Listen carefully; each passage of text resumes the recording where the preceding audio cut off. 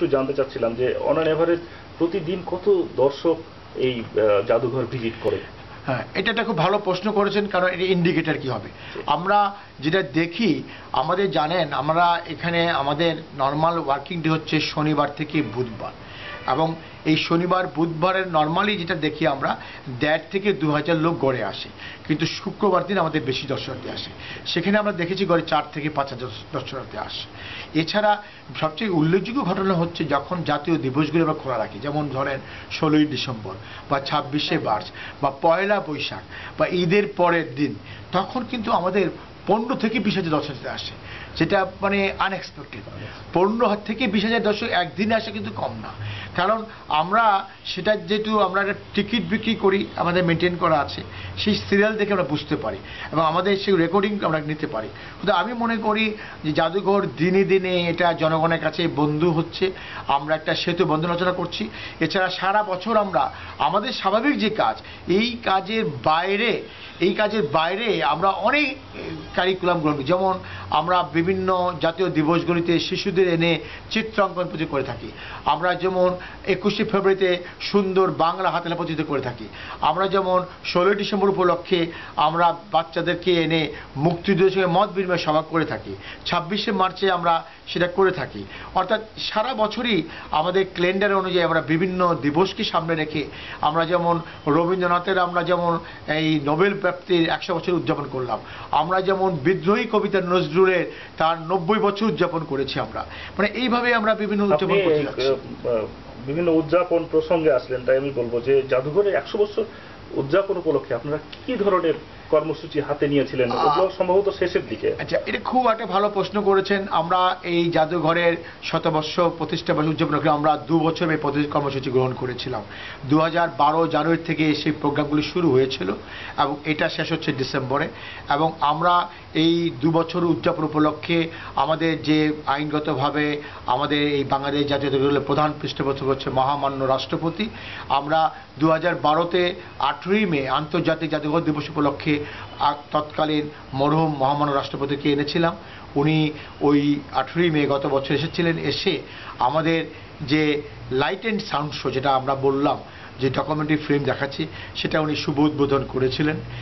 আমরা এবছর আমাদের যে বর্তমান যে মহামান্য রাষ্ট্রপতি রয়েছেন অ্যাডভোকেট মোহাম্মদ আব্দুল হামিদ মহোদয়, উনাকে এনেছিলাম আমরা আমাদের 2 মাসব্যাপী এই শতবর্ষের যে প্রোগ্রাম, সেই অনুষ্ঠানে প্রধান অতিথি করে উনি এই প্রধান অতিথি অনুষ্ঠান উদ্বোধন করেছিলেন।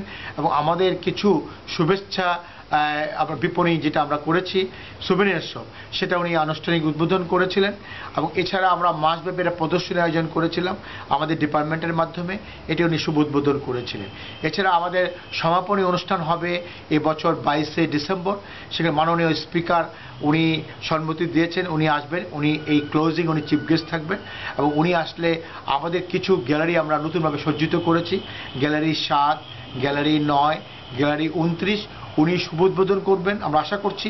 এছাড়া আমাদের একটা ল্যাবরেটরি আছে, সেই ল্যাবরেটরিটা সংরক্ষণ রচনাগার, সেটা আমরা নতুন আঙ্গিকে সাজিয়েছি, সেটি আমাদের এই ভবনের 4 তলায় আছে, সেটিও উনি উদ্বোধন করবেন।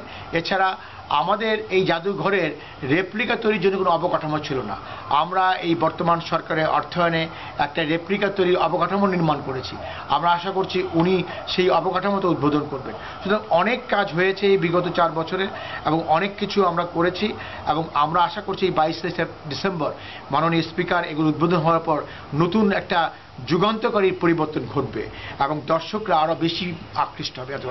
আমি আরেকটা পয়েন্ট জানতে চাচ্ছিলাম যে আপনি বললেন যে এই জাদুঘরের আরো 4টা শাখা জাদুঘর আছে এবং আরো ছোট ছোট বা নানান বিভিন্ন স্পেশালাইজ জাদুঘরের কথা আপনি বলেছেন। তো আমি বিশেষভাবে জানতে চাই যে শাখা জাদুঘর যেগুলো আছে ঢাকার বাইরে বা ঢাকার ভিতরে, সেগুলোতে কি ধরনের আইটেমগুলোকে আপনারা রাখতে পেরেছেন বা এর সাথে কম্পেয়ার করলে সেটা কতটা মানে সমৃদ্ধ?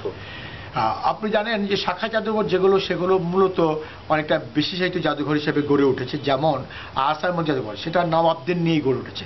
নবাবরা যেহেতু ওই ভবনগুলো নবাবদের প্রাসাদ ছিলেন এবং তারা যে সকল জিনিস ব্যবহার করতেন তাদের পর্ট্রেট এবং তাদের যে ব্যবহার্য জিনিসপত্রগুলি নিয়ে আমরা সাজিয়েছি সেখানে, সেটা হচ্ছে নবাবদের নিয়ে বেরোতো। কারণ নবাবরা কিন্তু এক সময় এখানে রাজনীতি শুধু এগাচ্ছিল ওইটা। এবং আমরা যদি পাকিস্তানে আমলটা ধরি, মুসলিম লীগ আমলটা, তখনও কিন্তু রাজনীতিতে চলতো ওই ওই প্রাসাদ থেকে চলতো। সেটা একটা বিশেষায়িত জাদুঘর। আরেকটি যদি মনে করেন চিটাগাঙে যেটা রয়েছে জিয়াসি জাদুঘর, সেটা জিয়াউর রহমানকে নিয়ে আমরা সেটা তৈরি করা হয়েছে। জিয়াউর রহমানকে নিয়েই তার ব্যবহার্য জিনিসপত্র, তার যে ইতিহাস জীবন, সেটা নিয়ে সাজানো হয়েছে সেখানে।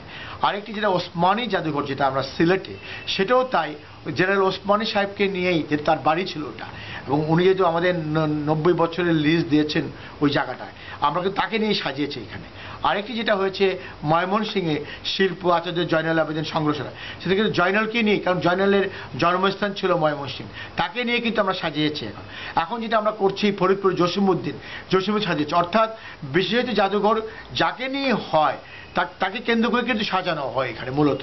এবং ওইখানে কিন্তু প্রত্যেক জায়গায় আমরা লাইব্রেরি করেছি, এবং তার লাইব্রেরিতে আমরা তার বই রাখছি, অর্থাৎ কেউ যদি গবেষণা করতে চায় তাকে নিয়ে, তার জিনিসগুলোকে নিয়ে, সেখানে সেই সুযোগটা আমরা করে দিচ্ছি এখানে। আর এই জাদুঘরটি হচ্ছে বহুমাত্রিক জাদুঘর। এখানে বিভিন্ন ধরনের নিদর্শন রয়েছে।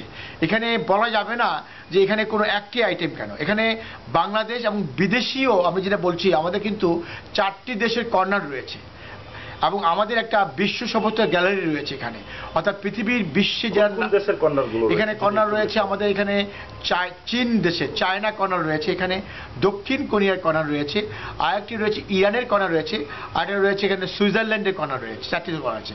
আমরা অদূর ভবিষ্যতে একটা সার্ক গ্যালারি করার চিন্তা ভাবনা করছি। ইতিমধ্যে আমরা পররাষ্ট্র মন্ত্রণালয়ের মাধ্যমে সার্ক কান্ট্রির যারা অ্যাম্বাসেডর বা হাই কমিশনার আছেন তাদের সঙ্গে যোগাযোগ করে তাদেরকে আনার চেষ্টা করছি একটা সার্ক গ্যালারি করার জন্য। এইভাবে আমরা এটা আন্তর্জাতিক। আমি প্রসঙ্গে একটা জিনিস জানতে চাই যে গতকালকে উনি পরলোক গমন করেছেন, আপনারা সবাই জানেন, আমরা সবাই মর্মাহত, বিষয়টা সবাইকে নাড়া দিয়েছে। মানে আমাদের বিভিন্নভাবে উনি আসছেন, যে উনি একটা নিদর্শন ছিলেন, চলে গেছেন, উনি একটা আইকন। আর সেই নেলসন ম্যান্ডেলা, তো নেলসন ম্যান্ডেলাকে নিয়ে আমাদের জাদুঘর কিছু করতে পারে কিনা, বা এই ধরনের কোনো চিন্তা ভাবনা আপনারা ভবিষ্যতে করতে পারেন কিনা?